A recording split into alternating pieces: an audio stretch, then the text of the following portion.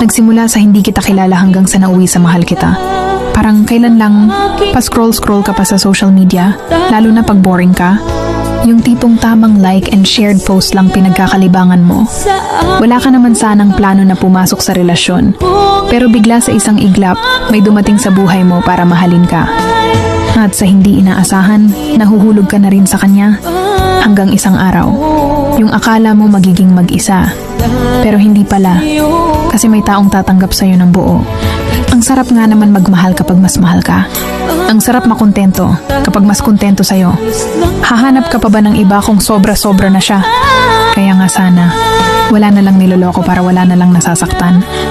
Sana mapadpad tayo sa taong kayang pakalmahin ang puso nyo at hindi kayo bitawan sa panahong magulo na. Kasi sa totoo lang, iba yung saya pag nasa tamang tao ka na. Yung tipong kahit hindi mo siya palaging kasama o nakikita, alam mong hindi niya magagawang ipagpalit ka sa iba. Kasi una pa lang, ikaw lang talaga ang nag-iisa sa buhay niya.